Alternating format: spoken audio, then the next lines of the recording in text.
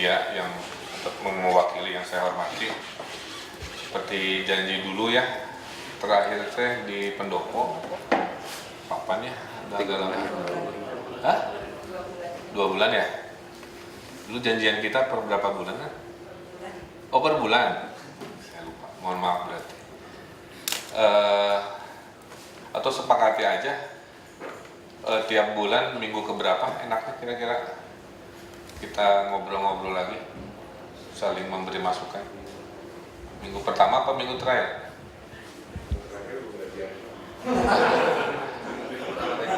Minggu pertama?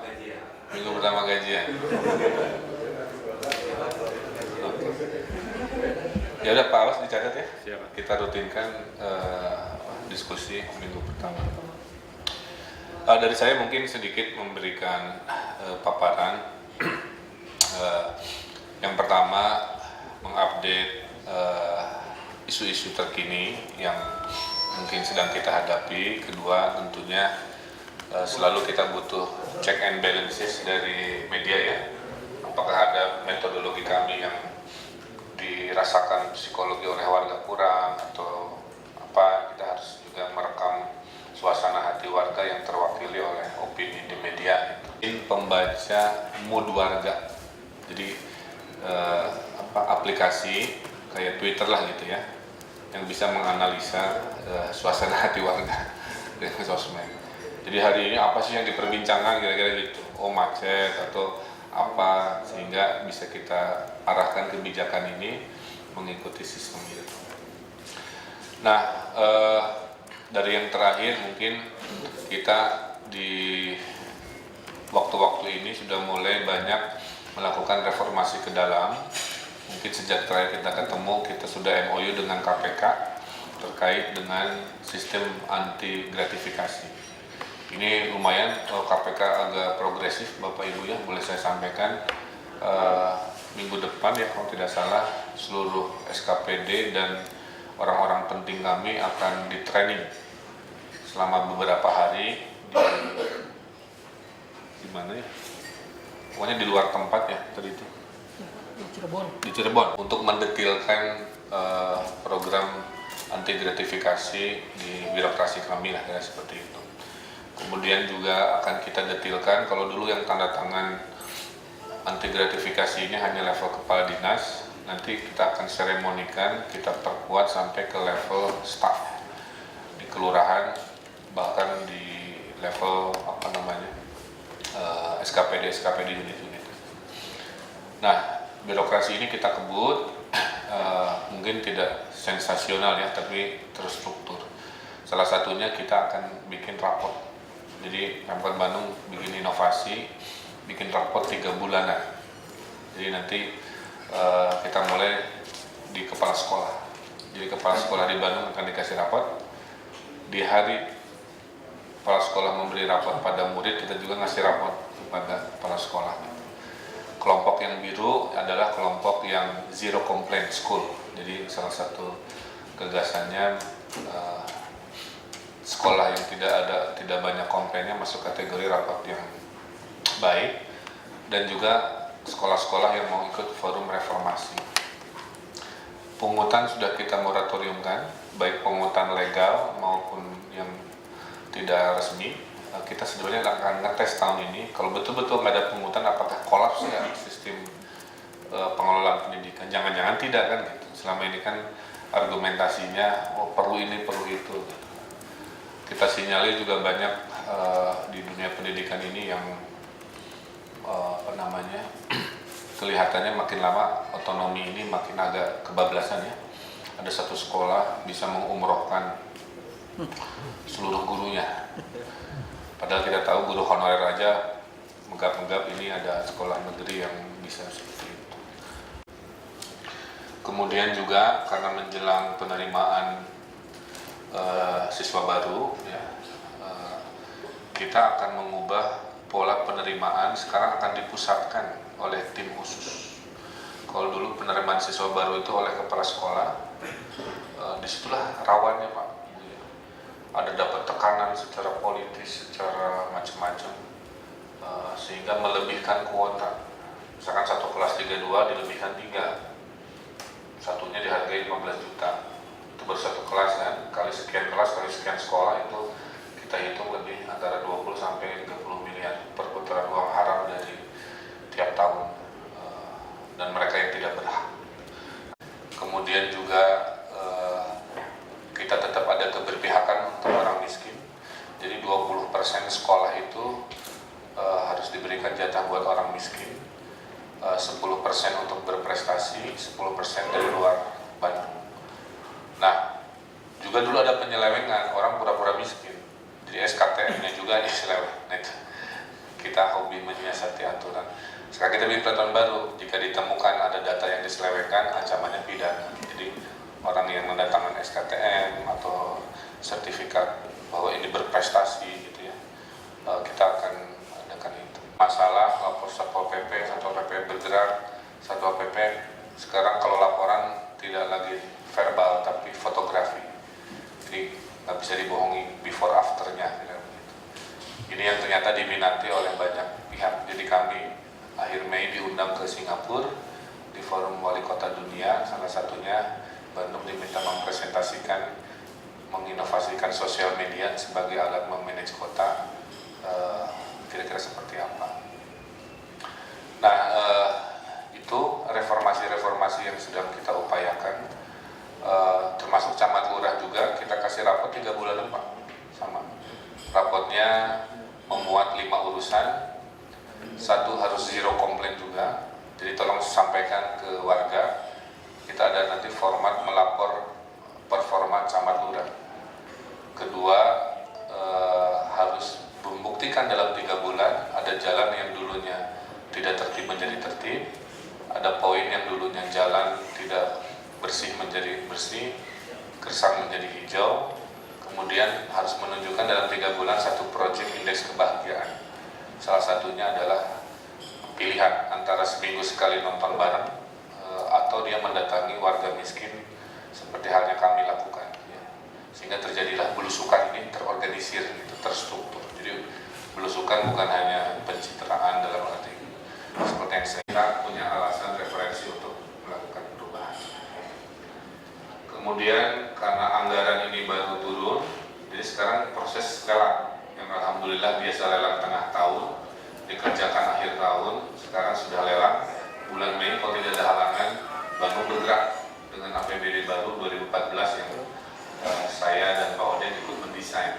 Kalau dulu sebelum ini kan saya melanjutkan anggaran yang sisa dulu sehingga improvisasi. Kalau sekarang bisa, jadi danau-danau kecil untuk anti banjir kita mulai kerjakan. Kita bikin Bandung Skywalk untuk mengkoneksi orang berjalan tanpa kena macet. Tahap 1 Taman Sari Cihampelas bisa kita kerjakan dan lain sebagainya.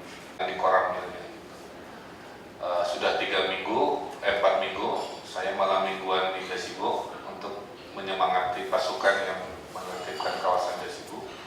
Kawasan Gazebo ini mewakili siapa kita juga, tidak taat aturan.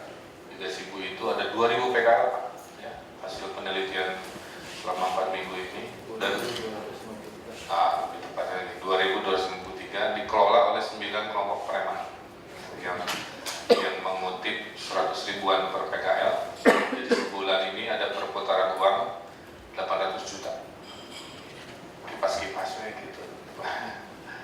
Jadi kita salah profesi gitu. Nah, itu sedang kita tertibkan. Kita kasih relokasi di daerah monumen dengan ukuran 2x2 meter. Kalau dulu itu ada yang punya 8 meter, 6 meter gitu kan. Sekarang kalau dicukup-cukupkan ternyata cukup. Tinggal willingness yang biasa dagang sembarangan itu yang selalu masih jadi dinamika. Saya kira mungkin mengantar hal-hal yang relevan ya terkait situasi terakhir ini, kira-kira itu. Mudah-mudahan dengan anggaran yang sudah turun kami bisa melakukan banyak perbaikan yang kita lakukan. Dan yang ingin kami tunjukkan juga ke publik adalah kalau di Bandung kolaborasi itu menjadi semangat. Jadi bulan depan kita akan launching 2 gerakan kolaborasi. Satu, gerakan pungut sampah. Sudah ada 3 organisasi yang di jumlah bisa lebih dari 10.000 relawan. Satu adalah LPM mau ikutan jadi relawan pungut sampah. 2, ormas ini sudah diskusi ingin ikutan membangun Bandung 5 depan dengan cara-cara baru, yaitu cara-cara yang tidak selalu mengandalkan hibah bansos, tapi cara-cara dengan kolaboratif seperti itu. Kan jika ada yang ingin memberi masukan, kritisi atau lain-lain terkait sampai 6 bulan kami memimpin Kota Bandung. Terima kasih. Karena masih sedikit terdiam, jadi ya saya membandingkan diri sebelum azan maghrib. Jadi saya mengawali dengan terobosan dari Pak Wali dan Pak Wakil bahwa media sosial sebagai agenda dari perubahan kebijakan, artinya secara langsung direspon oleh masyarakat, oleh semuanya, unsur pimpinan SKPD sampai Muspida. Namun beberapa hal yang mungkin harus diamati juga, mungkin sedikit mengkritisi bahwa media sosial bukan menjadi sebuah kalau dilihat dari kemampuan orang yang menggunakan media sosial, Twitter dan sebagainya, mungkin hanya berapa persen dari warga Bandung sebenarnya. Yang kedua, agenda-agenda penting yang akan dilaksanakan oleh pemerintah Kota Bandung, apakah seyogianya harus sebelum dilaunching di media sosial perlu dijadikan sebuah, jadi gini, media sosial ada katakanlah sebagai sebuah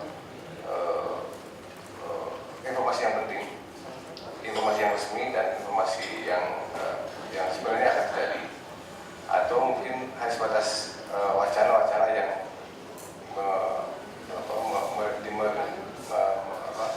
menciptakan respon-respon dari masyarakat. Nah, itu yang paling penting, karena Pemkot ketika Pemkot melakukan kebijakan itu adalah sebuah kebijakan resmi gitu.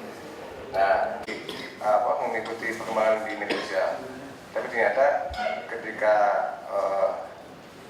dalam proses pemberitaan belum ada apa-apa gitu. Itu yang kerap terjadi, dan ini menjadi pertanyaan buat kita, bagaimana sih Pemkot memfungsikan media sosial, dan kita juga harus memahami bagaimana sih Pemkot melakukan mengkondisikan atau memaknai media sosial itu sendiri, Pak. Mungkin gitu, Pak. Yang lainnya adalah pembuatan danau tadi dikatakan oleh Pak Wali. Apakah Pemkot masih punya lahan untuk itu? Sementara pembangunan fisik berupa perumahan dan perkantoran serta pusat-pusat perbelanjaan masih terus berjalan. Terima kasih. Assalamualaikum warahmatullahi wabarakatuh. Ini Pak, karena Bapak juga menyebutkan beberapa ide baru Pak, ke depannya. Tapi justru sepanjang pengetahuan saya dan juga teman-teman saya yang kebetulan seperti ini juga ya, ada beberapa pertanyaan, terutama soal program yang sudah dicanangkan tidak berjalan. Yang pertama soal kartu sehat sendiri Pak. Itu kan sampai sekarang juga masih tanda tanya ya Pak. Apakah itu mungkin jawabannya ada di mungkin bulan Mei nanti Pak, dengan anggaran yang sudah disesuaikan dan sudah dirancang dari awal. Dan juga seperti ini nih, kata-kata bisnis Pak, saya kira juga kacamata Bandung masuk melihat situ bahwa sudah mau diri, sekarang sudah mulai lewat dan tidak juga ada bisnis sekarang seperti itu. Itu sebenarnya bagaimana Pak? Duduk pertanyaan seperti itu. Tong sampah yang plastik organik tidak lagi itu anorganik itu ternyata juga tidak berefek luas pada masyarakat, karena ternyata pada beberapa kasus atau beberapa tempat itu hanya tinggal besinya saja gitu. Nah, terus kemudian yang ingin saya pertanyakan juga, ini kan kalau saya ngobrol atau dengan teman-teman reporter dan sebagainya dan melihat memantau berita, dari Pak Wali itu sangat banyak sekali. Nah, apakah memang tidak ada prioritas terhadap masyarakat?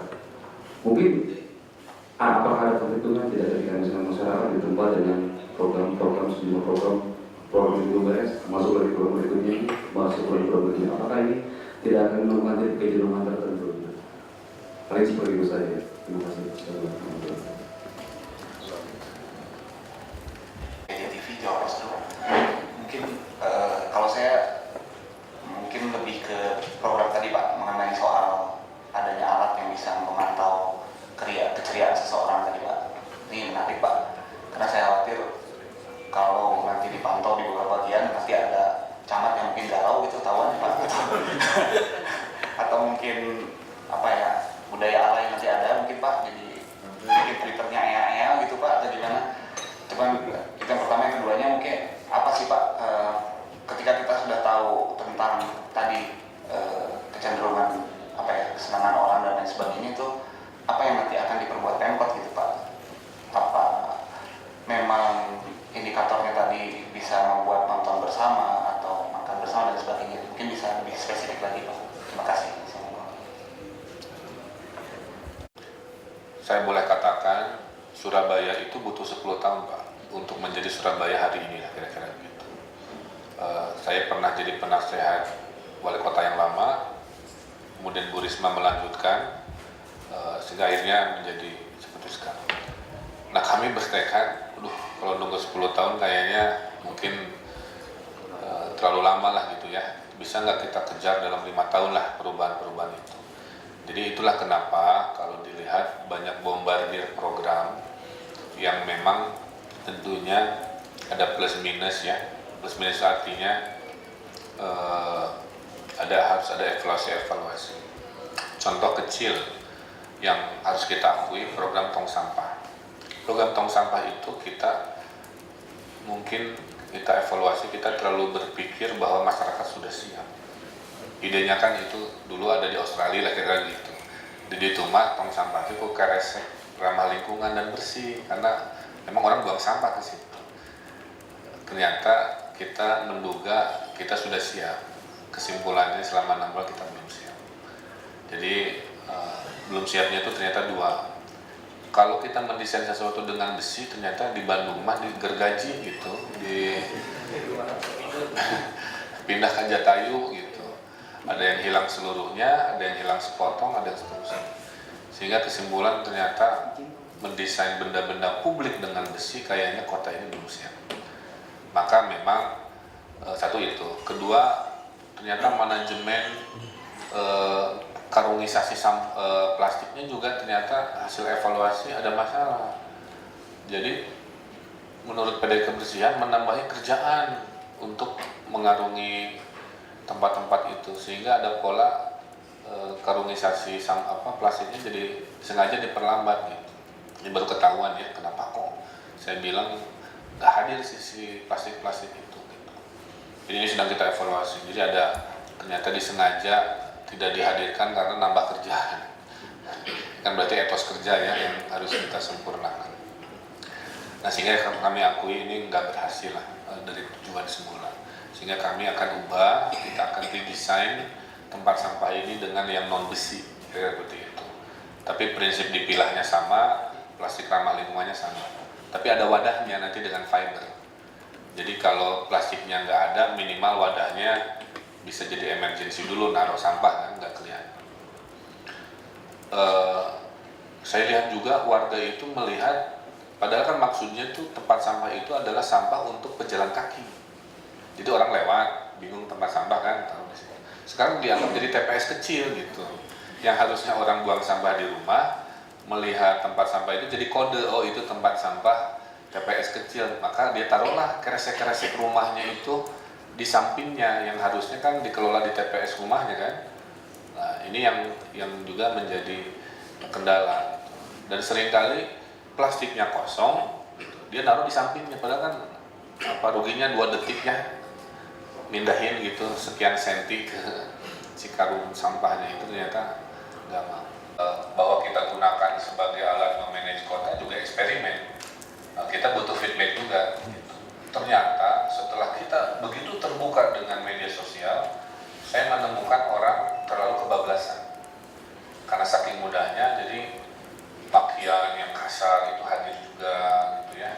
santunan itu, kedewasaan ternyata nggak bisa dikendalikan. Ya. Pada saat kita membuka diri, jadi saya menerima makian-makian dengan kalimat-kalimat yang luar biasa, ya kita telan aja gitu ya. Misalkan waktu isu jam malam gitu kan, lebih kali saya terangkan bahwa itu diskresi kepolisian, orang kan tetap menganggap itu polisi resmi dari Pemkot, sehingga makin-makinnya sekasar itulah ada seperti itu. Juga menggunakan tidak semestinya yang tadinya komunikasi yang harusnya ya secukupnya, tiba-tiba segala rupa ya dilaporkan kan gitu. Mungkin bisa baca ya, dari mulai jadwal damri nanya ke saya, dari mulai minta hantu di Basmi, di Taman Sari, dari mulai Pak, bete, ini matematika susah, minta diajarin matematika, sampai macam-macam. Nah ini sebenarnya pembelajaran juga. Sampai sekarang Twitter saya ini dijadikan skripsi Pak oleh 4 mahasiswa untuk meneliti fenomena pada saat government ini open. Respon masyarakat gimana? Ternyata di luar dugaan saya. Kirain saya sopan-sopan aja ya, ternyata enggak juga. Terus saya juga ternyata nggak boleh terlalu personil menurut analisanya gitu kan. Saya agak tensi dikit, ternyata dianggap kurang lah. Dia ya ternyata sosial media juga tidak sebebas yang kita harapkan dari kacamata kita. Dan juga dengan Pemret atau media TV kalau boleh yang ringan-ringan lah ya, kan sesama manusia juga dan serius lagi capek. Saya menawarkan juga kalau kebetulan lapangan Supratman kan udah kelas lumayan lah kualitas rumputnya, sedang kita kembangkan 3 kali lipat, itu bisa kita pergunakan silaturahmi formal seperti itu. Kemudian kalau tadi disebut belum apa-apa sudah di launching, saya ini sebenarnya terus terang ya ada eksperimen-eksperimen yang ngetes birokrasi kami sendiri. Karena pernah saya berikan, ternyata persiapannya kelamaan dari target, sehingga akhirnya terpaksa kami berdua ini sering jadi montir. Jadi montir itu artinya ternyata di zaman sekarang mah kepemimpinan itu nggak bisa tunjuk-tunjuk gitu kayak dulu. Jadi kami harus ikut merazia juga, kami harus turun ke lapangan, menyemangatin 4 minggu militer, Pol PP yang mau tugas tidak sibuk. Ternyata memang polanya seperti itu. Maka pesan Menteri Dalam Negeri menjadi masuk akal ke saya. Dia bilang begini, kota itu 76% urusan. Ya, urusan negara itu 76% ada di kota. 24%-nya ada di provinsi, kira-kira begitu. Maka kalau jadi wali kota harus yang muda. Kalau sudah sepuh baru jadi gubernur. Karena urusan tadi ya banyak pisan sehingga membutuhkan fisik yang prima juga. Itu. Kemudian tadi masalah sampah, saya pada dasarnya sangat demokratis. Itu kan baru usulan dari seorang penemu lah, gitu. Orang Banjaran yang merasa ini teknologinya ramah lingkungan Pak, asapnya tidak keluar. Argumentasinya tentunya saya menghormati tawaran itu. Jadi itu tuh insenerator ya, yang dibakarnya 1600 derajat versinya beliau. Kalau 800 derajat masih ada asap yang berbahaya. Tapi kalau 1600 itu bahaya dioksinnya, istilah yang diperdebatkan itu sebenarnya dioksinnya. Itu dianggap sudah hilang. Bahkan oleh beliau disampaikan asapnya itu dicairkan. Di oleh aslinya itu asapnya dicairkan jadi air, kan kotor tuh, terus disaring lagi oleh metodologi jadi bukurna bahasa Sunda yang betul toksiknya, kemudian air yang bisa dibuang ke selokan. Nah yang toksiknya padat bisa dijadikan batako atau paving yang tidak kena sentuhan manusia. Nah makanya saya bilang ke BPH minggu ini tolong diajak komunitas lingkungan, suruh ngobrol apakah betul-betul benar nih asapnya hilang dijadikan air gitu kan. Kalau ternyata betul dari komunitas lingkungan yang anti PLTSA ini menyatakan ini masuk akal, kenapa tidak kita menyelesaikan masalah sampah dengan desentralisasi. Jadi poin saya ini lebih memberikan ruang gagasan, bukan berarti kami terima nih. Jadi lebih sampai kalau punya ide mah ada, saya terima bahwa keputusan ada kan setelah nanti kita cek ya. Gitu. Terus terkait dari Bandung TV, sekarang kita sudah menghilangkan istilah klaster. Ya. Jadi sekarang siswa di Bandung pilihan 1 dan pilihan 2 gitu aja, nggak ada klaster-klasteran lagi. Sehingga kayak zaman kita dulu. Dengan begitu tidak ada istilah sekolah klaster 1 favorit, klaster 2 berarti kelompok keduanya. Maka boleh ngecek ke online itu untuk ngeceknya dari mana. Terbenghar, termiskin, nggak pakai yang gitu ya. Sehingga kita bisa verifikasi ulang. Nah mudah-mudahan dengan sistem ini meminimalisir ketidakobjektifan. Sehingga mudah-mudahan tahun ini penerimaan siswa baru di Bandung itu bisa mendekati objektif lah. Kemudian juga kita memahami ya banyak masalah di Bandung yang kita mau nitipin justru ke sekolah Pak. Jadi ketimbang kita menasehati bapak ibunya urusan sampah, mending kita pakai anak-anaknya gitu. Jadi kalau anaknya bisa membuktikan pemilahan sampah, kita kasih penghargaan si anak. Yang ujung-ujungnya sama, maksudnya ke rumah itu. Tapi ketimbang bapak ibunya yang diminta, mending anaknya. Nah ini mulai minggu depan, saya dan Mang Oded akan jadi rutin seminggu sekali jadi pembina upacara. Jadi wali kota dan wakil wali kota akan jadi pembina upacara di sekolah-sekolah dari SD sampai SMA. Di setiap upacara itu kita masukkan semangat etos kerja apa sebagainya. Jadi ini juga bagian upaya supaya sekolah di Bandung bisa. Nah kepada Kepala Dinas Pendidikan yang kebetulan dari Pak Eli, kita titipkan 2 urusan. 1 beresin penyakit, 1 melompat gagasan. Jadi harapan saya pendidikan di Bandung itu 2. 1 penyakit-penyakit beres, 2 yang canggih-canggih dikejar juga. Gede Bage, insya Allah pembebasan lahan tahun ini, dana dari provinsi. 2 danau-danau kecil, nah itu sudah masuk anggaran Pemkot, akan dibangun bukan di lahan baru Pak, tapi dibangun di taman-taman yang dilewati saluran-saluran air. Jadi danau kecil di Bandung itu akan dibangun di taman lansia, di jalur-jalur air yang tamannya suka tergenang kalau saluran airnya mampu. Dan danaunya itu akan dijadikan ruang publik, jadi bukan kayak di tempat lain jadi waduk ya, penampung air, tapi jadi ruang publik. Dikasih tangga, orang bisa nongkrong, dikasih dek kayu, orang bisa mancing, macam-macam. Sehingga secara engineering membereskan banjir, secara ruang publik jadi ruang manusia. Nah biopori itu 1 dari 5 itu. Sumber resapan sudah kita mulai dengan anggaran baru, kemudian proyek gorong-gorong juga kita perbanyak ya. Nah biopori akan dilanjutkan karena hasil evaluasi kita bangga dengan 350.000 lubang ya di seluruh tempat. Mungkin baru Bandung yang bisa sebanyak itu, tapi kita target 1 juta memanfaatkan kolaborasi baru tadi ormas, ada PPN, macam-macam. Kemudian Kang Abi,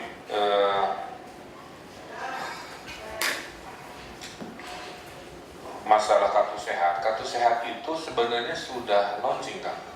Mungkin pemberitaannya yang kurang, jadi bisa saya sampaikan, kita meluncing kartu sehat itu 22.000 kartu kepada warga-warga miskin yang tidak tercover oleh sana sini. Nah itu bisa mendaftar sesuai prosedurnya, nanti dikasih kartu asuransi itu untuk nanti kalau berobat ya di cover oleh dana APBD kita gitu. Tentunya kita tambahi di anggaran ini. Nah yang saya juga boleh saya sampaikan, tidak semua program ini di launchingnya oleh wali kota. Jadi kartu sehat ini launching bareng di waktu puskesmas 24 jam di launching di Jalan Puter di dekat Dederuk ya, ada lapangan tuh, itu ada puskesmas. Nah di situ kalau tidak salah kita launching puskesmas, jadi inovasi-inovasi kesehatan. Di puskesmas itu kita bisa telepon 119, Kang Abi bisa konsultasi dokter via telepon ya kan gitu gagasannya. Mungkin juga nggak terberitakan ya. Jadi daripada ke dokter secara fisik kan capek, kalau nanya cuma Pak Kunal, bentol atau apa, coba dulu via telepon, nanti ada dokter yang nah ini coba dites kan oleh media, berhak cek ke Kepala Dinas mah gitu ya. Saya belum ngetes. Kedua, 119 bisa minta ambulan gratis. Jadi kalau emergensi sakit, telepon 119, dijamin ada ambulan bisa gratis membawa yang sakit kemana. Nah di situ juga kita launching kartu sehat itu, yang 22.000 itu.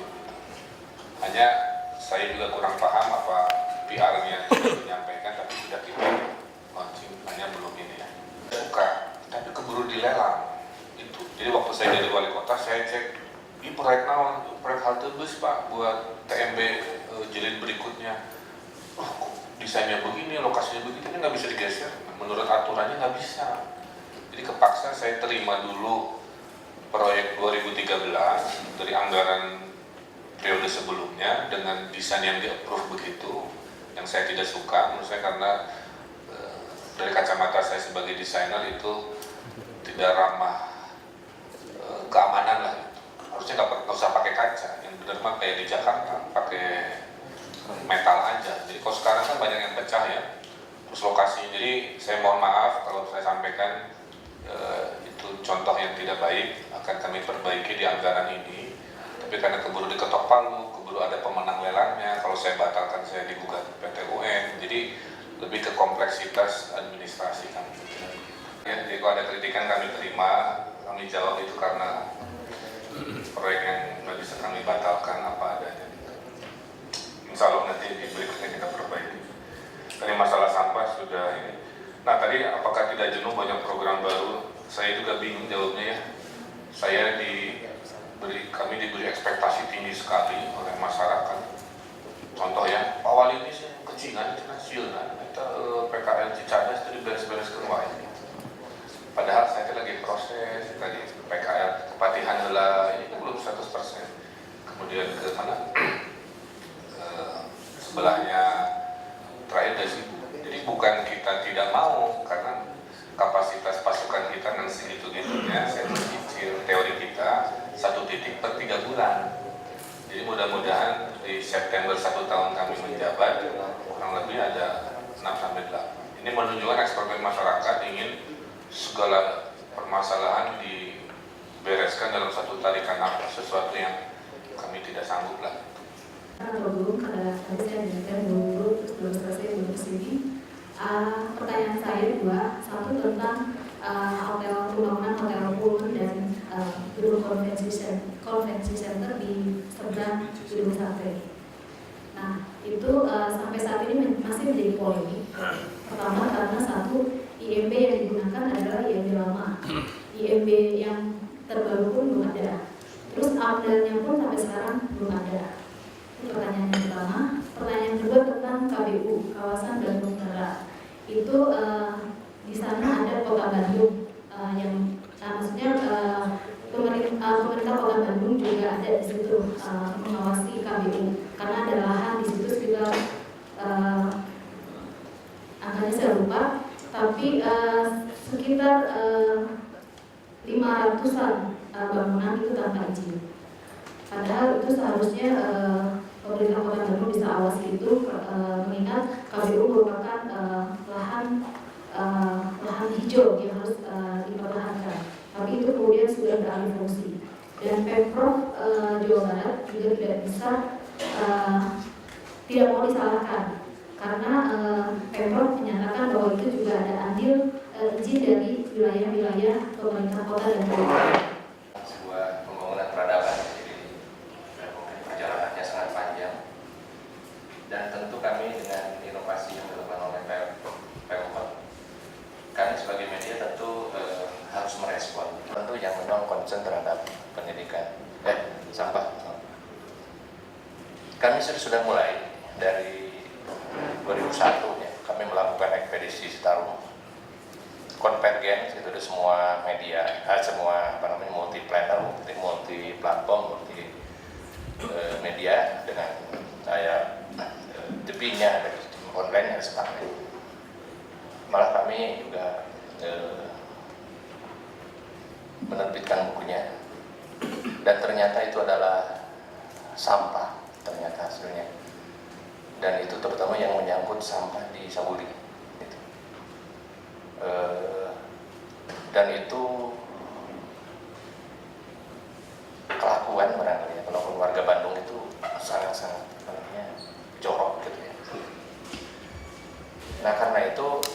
dengan kolaborasi yang tadi disampaikan, tentu kami harus merespon.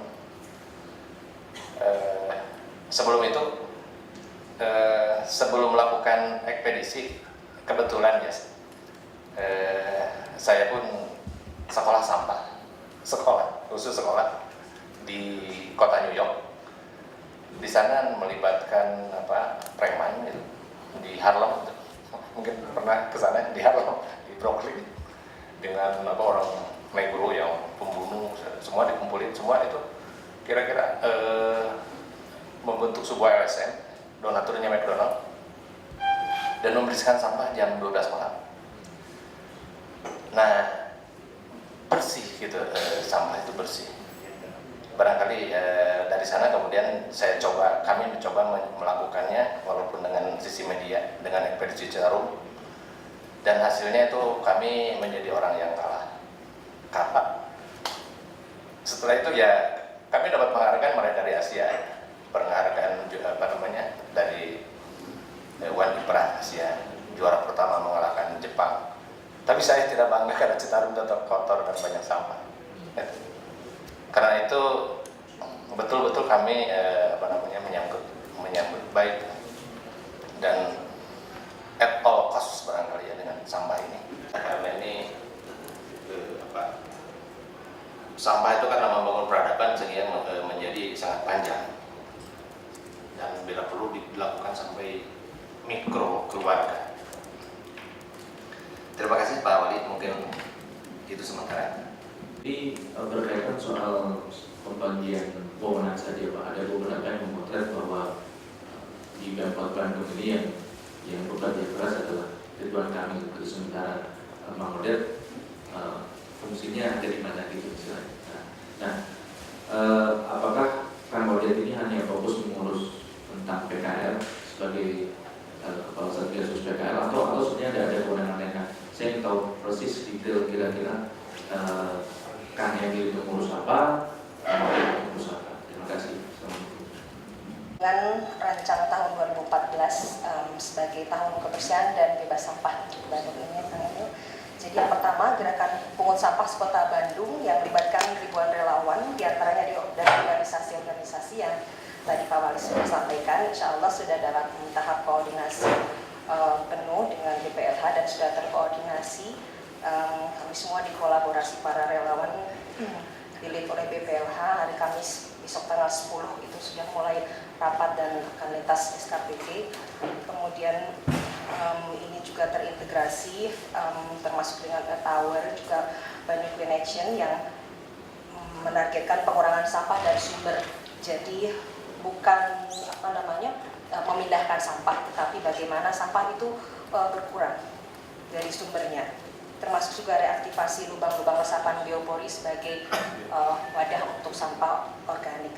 Kita ingin insya Allah akan menggunakan momen Hari Bumi 22 April nanti, dan ini berlangsung sustain. Setelah ini insya Allah publikasi masif ke 9.691 RT, dan seperti juga halnya gerakan biopori melibatkan seluruh warga Kota Bandung dengan metode yang fun, selalu cara-cara yang menyenangkan supaya warga Bandung juga bahagia dan termotivasi dengan edukasi ini. Lomba-lomba clean action antar RT, dan kita ingin pada bulan September nanti ada 6 kawasan teladan dan 6 kawasan model. Dan sebagai aktor utamanya adalah generasi muda, seperti tadi kami sampaikan dari sekolah-sekolah, kemudian juga perguruan tinggi, itu menjadi penggerak untuk mengubah. Paling tidak dalam tahun ini, September nanti sudah kelihatan secara visual ada perubahan dari aspek alternatif solusi sampah. Hal yang kedua kaitan dengan media sosial, mengingat seperti tadi disampaikan bahwa sampah adalah bicara tentang peradaban, artinya budaya. Maka orang-orang kreatif di Bandung juga seperti pesan Kang Emil ketika Hari Peduli Sampah Nasional, kita mulai libatkan untuk mulai create film-film pendek, dan di sini kita sudah siapkan juga tim untuk kurator produksi film pendek, insya Allah yang memang merilis Laskar Pelangi, jadi memang orang-orang profesional di belakangnya. Dan karena orang-orang kreatif Bandung ini cukup banyak, dengan metode media sosial diangkat ke YouTube, kita akan pilih mana yang terbaik dan lain sebagainya, tentu dengan metode fun juga. Pada kesempatan ini mohon masukan dari rekan-rekan media, para pinred dan dukungan dari rekan-rekan media, karena sementara kita juga masih terus hunting social investor untuk bisa mendanai orang-orang kreatif ini. Demikian lain. Mungkin kalau tidak keberatan karena keterbatasan waktu, kita cukupkan dulu diskusi ya. Nanti kita cari bulan depan kita ngobrol lagi. Yang pertama terkait Pullman. Mana Teteh? Oh, ini. Pullman ini kan tanahnya Pemprov yang sekarang materi ternyata masuk gugatan gitu ya, dan seterusnya. Karena gugatan, jadi IMB-nya juga ke bawah-bawah karena berarti tanda kutip dipertanyakan legalitasnya. Jadi Pullman ini memang punya IMB yang sudah lama. Nah IMB-nya itu kan tanda kutip, saya karena nggak hafal sejarahnya ya, saya asumsikan sudah memenuhi syarat. Ada AMDAL-nya, ada itunya, makanya keluar IMB yang pertama. Gitu. Yang saya tidak pahami bahwa IMB itu ada yang Pullman itu, IMB itu ada umurnya. Nah, menurut argumentasi dari pihak Pullman, IMB itu harus baru jika setelah IMB yang pertama dikeluarkan tidak ada kegiatan sama sekali di lapangan sampai 5-10 tahun. Izin sudah diberikan, tapi di lapangan tanah kosong terus. Gitu. Nah ini mah izin sudah diberikan, ada pembangunan tapi terhenti. Dia ada argumentasi secara hukum bahwa tidak perlu ada IMB baru, karena IMB baru itu jika tidak ada pergerakan di lapangan sama sekali setelah izin diberikan. Jadi mereka masih berpatokan dengan IMB yang lama itu masih valid, kira-kira begitu. Sehingga kalau ditanya kenapa nggak ada AMDAL, itu dalam konstruksi orang nanyanya kenapa di IMB yang baru tidak ada AMDAL. Padahal IMB yang baru sendiri itu masih diperdebatkan. Kira-kira begitu. Ya. Saya sebagai Pemkot Bandung belum bisa memberikan komentar karena kasus ini itu masih ada di Mahkamah Agung. Sehingga untuk saya memberikan komentar legal tidak legalnya menunggu dulu ini status tanah dan lain sebagainya itu kumaha gitu. Jadi kalau sekarang Walhi memberikan statement, ada upaya somasi, kami sebenarnya pasif dulu karena menunggu keputusan pengadilan terhadap Pullman. Kira-kira gitu posisi dari Pemkot Bandung. Kalau ternyata kata pengadilan harus bikin baru, ya prosedur harus ditempuh. Bahwa dalam sejarahnya sudah ada IMB, sudah terbangun, ya kita nggak bisa berpulang seperti itu. Kedua, terkait dengan KBU. Terkait dengan KBU itu kita sedang studi dulu moratorium pembangunan KBU karena tekanannya itu sudah sangat banyak. Ya. Kami sudah menyegel beberapa proyek termasuk di Bandung Utara, ada perumahan, ada macam-macam dan seterusnya. Sehingga kalau dikatakan tidak ada pergerakan di KBU tidak juga. Saya sudah nolak hampir 6 apartemen yang tinggi-tinggi. Supaya saya bilang di zaman saya mah entonglah mending ke tengah, ke timur, ke barat aja. Kalaupun mau nawarin nanti aja setelah kami beres, tapi intinya saya di zaman saya banyak nolak nih. Gitu. Tapi kan nggak fair juga gitu ya dari sisi yang gimana yang boleh. Nah makanya kita sedang studi oleh Unpad, saya boleh sampaikan moratorium Bandung Utara, mana yang boleh, mana yang tidak boleh seperti apa. Bahwa ada info 500 sudah tanpa izin terbangun juga itu tadi, kami kan mewarisi si 500 itu dari yang lama dan saya nggak punya datanya juga 500 itu di mana wae, apakah harus di bulldozer atau kumaha. Nah ini juga PR panjang ya. Tapi intinya prinsip kita berpihak bahwa Bandung Utara harus dikendalikan dan dikurangi. Itu prinsip. Dibuktikan dengan secara informal kita nolak proyek-proyek baru seperti itu. Kultur kan, jadi saya menemukan ada begini ya.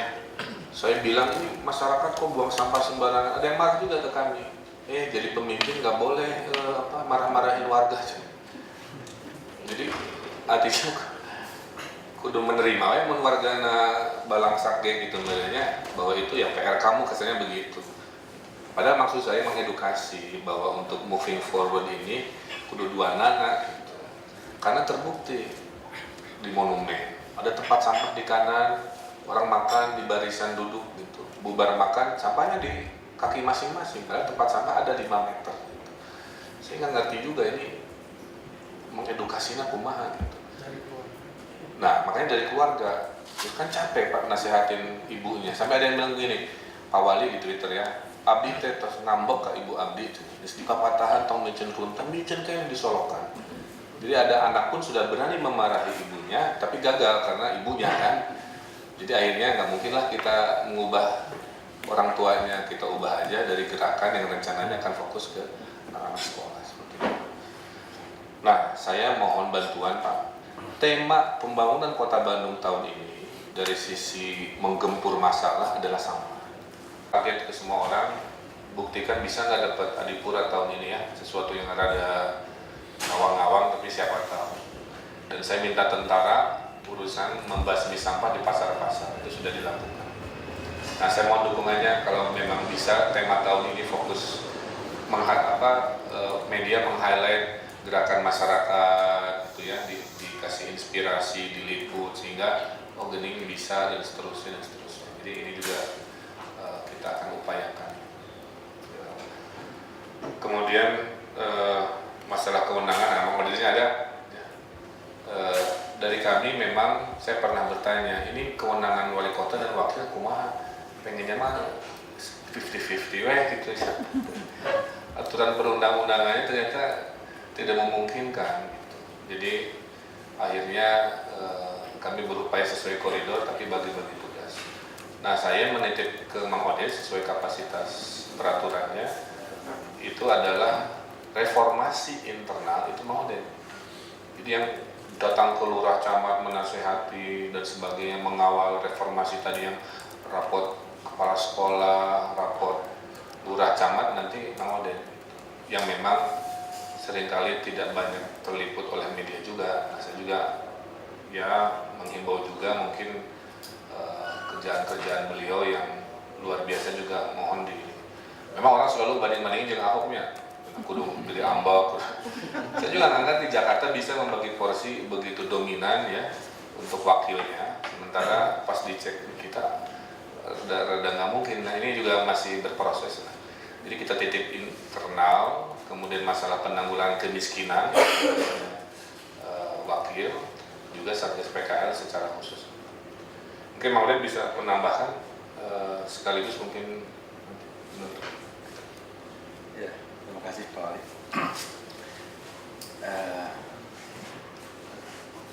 Dalam pembangunan Kota Bandung, memang saya dan Pak Wali sudah ada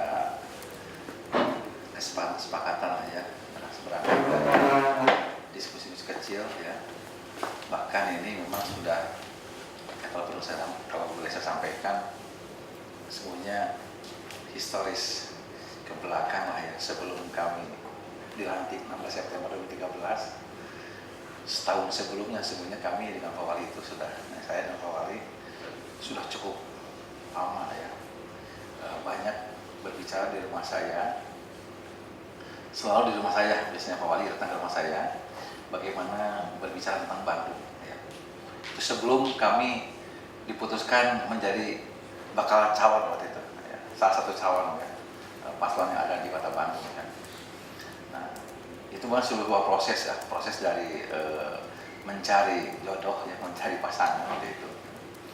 Dan menurut saya ya luar biasa memang, dari sekian banyak calon yang ada, saya hanya Pak Wali sebenarnya, dengan Pak Wali yang paling intensif. Dan alhamdulillah Allah mentakdirkan kita bersama-sama.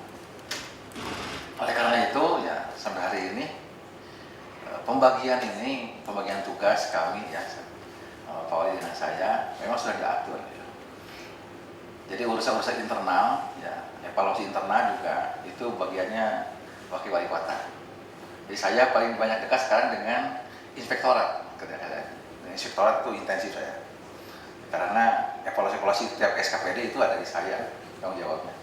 Tapi walaupun demikian, saya juga kan harus melaporkan Pak Wali, dan memang ketika output kita Pak Wali mempublikasi keluar, ya banyak Pak Wali yang mempublikasikan, saya kira ya. Bagi saya sih tidak ada masalah, walaupun saya tidak terlihat tidak kerja juga nggak masalah, yang penting saya tidak diam, saya tetap bekerja saya kira ya. Dan salah satunya misalnya ya, saya ini ketua TKPK, tim koordinasi penanggulangan kemiskinan. Itulah yang kalau ada urusan raskin, urusan pangan, kemudian pertanian, itu koordinasi dengan saya. Termasuk bagaimana kita sempat kemarin memvalidasi data ya, tentang masyarakat miskin. Ya. Kita punya data ya, dari 2,6 juta jiwa di Kota Bandung itu hampir terdata 705.351 jiwa yang harus di backup, harus dibantu oleh APBD Kota Bandung dari sisi asuransi kesehatan, program JKN, Jaminan Kesehatan Nasional, ya, BPJS sekarang itu juga ya kita koordinasi, rapat koordinasi dengan semua tim SKPD terkait sampai munculkan angka segitu ya. Kenapa? Karena begitu kita dilantik, ini juga datanya nggak ada yang valid, Karena saya mencoba mengkoordinasikan semua SKPD terkait agar kita punya data yang cukup valid dan akan kita pergunakan untuk memulai kita membenahi dari sisi kemiskinan itu. Jadi banyak hal yang bisa kita sama-sama dikerjakan ya. Cuma memang ketika ada hal-hal misalnya yang harus, bukan halnya, ketika dipublikasikan di masyarakat, memang saya akan lapor ke Pak Wali tidak menyampaikan di media, saya kira seperti itu saja. Bagi saya sih, filosofi saya bahwa kerjasama yang ideal itu adalah tidak mesti harus dua-duanya harus muncul ke permukaan, juga tidak masalah. Contoh lah, maaf kalau saya sering mengambil filosofi dari Al-Quran. Allah mengatakan kalau punya mansus bagikan bangunan yang kokoh. Soliditas itu sebuah kinerja yang kokoh itu kan seperti bangunan yang kokoh. Kan bangunan itu ada juga ayat komponen bangunan, fondasi itu di bawah Pak, bukan di atas Pak. Tapi dia punya beban yang sangat tinggi. Dia tidak pernah kelihatan ke orang. Tidak selamanya harus ada di depan. Ya, bagi saya sih tidak masalah. Yang penting saya dan Pak Wali tetap bekerja dengan baik, saya kira. Ini yang harus kita komitmen bersama, saya berdua mudah-mudahan dengan itu semua kita akan mampu menghadirkan Bandung juara di 4 tahun setengah ke depan. Itu mungkin. Itu tadi kan kami mah fine-fine aja sudah sedih gitu. Tapi kadang-kadang kan kayak gini ya, saya misalkan duduknya begini, di foto kan terjadilah persepsi gitu. Padahal kita mah biasa aja. Misalkan Pak Odet bikin pernyataan yang begini, Pak Odet ini solusinya gimana? Ya tanya aja ke Pak Wali yang ngasih gagasan gitu ya. Maksud beliau kan sopan, karena gagasan ada dari saya. Jangan nanya ke Pak Wakil, mungkin karena belum 100% inilah ya. Kan di beritanya disebutkan bahwa tidak harmonis. Hanya gara-gara menyampaikan, tanya aja ke Pak Wali untuk urusan itu mah. Memang kadang-kadang kita ya butuh drama-drama yang kadang-kadang mungkin kitanya mah rajin untuk komunikasi. Jadi mudah-mudahan harmonis. Karena saya banyak kekurangan yang diisu oleh Mang Odet. Saya nggak pandai menasihati secara kayak tadi gitu ya, ada nilai-nilai lebih ruhiyah yang keterbatasan saya lah gitu. Tapi kalau bagian lari gagasan itu bagian saya, bagian menerjemahkan gagasan itu supaya masuk ke mentalitas birokrasi beliau. Karena memang ustadz gitu. Jadi sebenarnya pingpongnya udah enak, nggak saling mengambil peran atau jadi mudah-mudahan doakan saja. Justru dengan kami selalu solid, kita seirama selangkah. Nah tadi juga sedikit masalah terkait dengan sampah. Contoh ya, saya baru ketemu solusi. Nah ini kadang-kadang nemunya tuh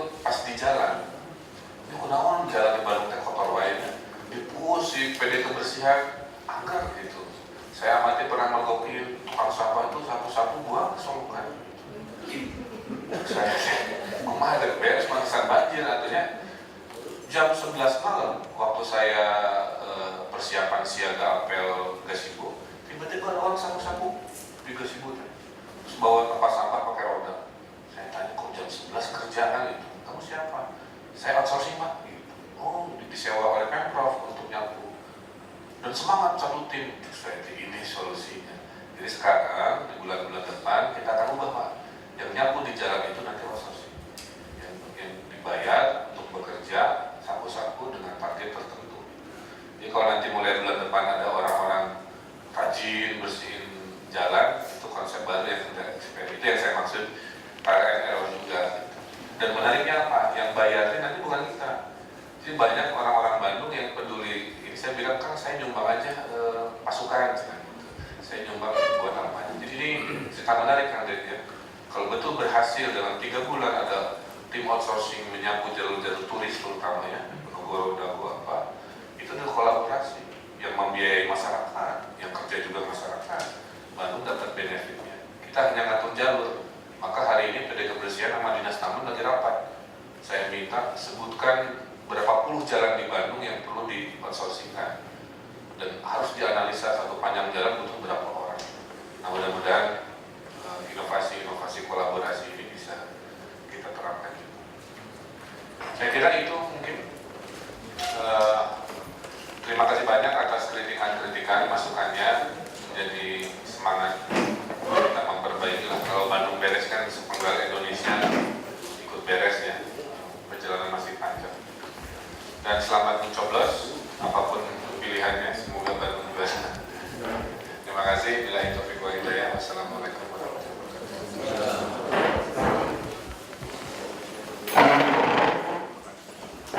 Ini harus kami sediakan makan malam bagi silahkan sebelum pulang.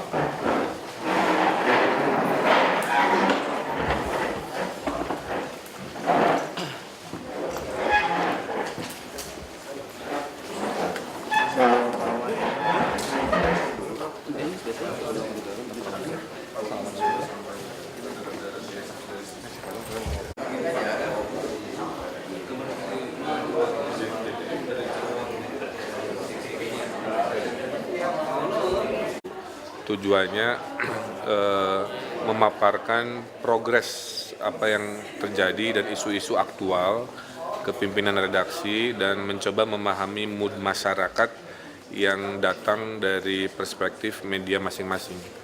Sebenarnya ini check and balance juga, jadi kan tadi setengahnya juga kritikan-kritikan ya tentang kekurangan ini, kekurangan itu, kita terima apa adanya karena dalam mengelola kota kan kita juga eksperimen, kita nggak tahu ini berhasil tidaknya kalau nggak ada respon balik dari media. Sehingga dengan begitu, karena kita mau bikin rutin, insya Allah sebulan sekali di minggu pertama, karena katanya minggu pertama habis gajian, jadi moodnya lebih enak. Jadi kita tahu gitu apa kritikan keluhan. Kalau hilang komunikasi, kita meraba-raba sendiri. Apakah polisi kita diterima masyarakat, apa polisi kita diburuk sangkakan atau sebagainya. Saya kira itu. Pak, sama ini Pak, ini banyak permasalahannya sampah ya Pak? Ya, tadi juga sama. Jadi tahun ini pencanangan kita adalah Bandung fokus pada permasalahan sampah. Karena ternyata sampah ini multidimensi. Kalau banjir banyak isu engineering, jadi banyak inisiatif datang dari Pemprov. Tapi kalau sampah ini betul-betul multidimensi dan setengah masalahnya ada di masyarakat yang buang sampah, dan kalau kita lihat banjir pasti rata-rata 90% mampetnya karena sampah. Jadi kita ada gerakan pungut sampah sedang kita siapkan launching bulan depan. Kita juga lagi menggunakan metode anak didik, anak sekolah sebagai agen perubahan untuk kebersihan dan lain sebagainya. Mudah-mudahan tahun ini sampah jauh lebih berkurang. Termasuk tadi metode outsourcing ya untuk menyapu jalanan protokol. Melibatkan apa aja Pak? Untuk sampah ini melibatkan apa? Semua yang sudah daftar mau jadi relawan dari Ormas, anggota Ormas yang jumlahnya ribuan, anggota LPM yang anggotanya ribuan, sama santri-santrinya Darut Tauhid Agim juga mau. Sehingga nanti gerakan pungut sampah yang dilakukan tiap hari Minggu sore gitu ya, atau Minggu apa itu bisa jadi gerakan massal. Sambil yang biopori diteruskan. Jadi warna membangun Bandung dibuktikan lagi dengan kolaborasi. Targetnya sendiri Pak? Targetnya Bandung jadi bersih ya. Sambil ada upaya masalah denda itu, denda buang sampah kita akan aktivasi juga. Kita reward lagi nggak Pak? sistem reward ini akan kita pakai. Contohnya buat pemilu besok ya, tanggal 9 hari Rabu, TPS terkreatif dan individu yang nyoblosnya kostumnya unik akan kita kasih hadiah voucher menginap di hotel berbintang. Jadi warga Bandung hari Rabu tolong datang dengan senang hati, pakaian yang unik, foto, selfie, kirim ke Diskominfo. Nanti yang terpilih kita kasih voucher nginep di hotel berbintang. Sampah pun sama Pak? Hah? Sampah juga sama Pak? Sampah tapi metodenya lain, karena kan masif ya.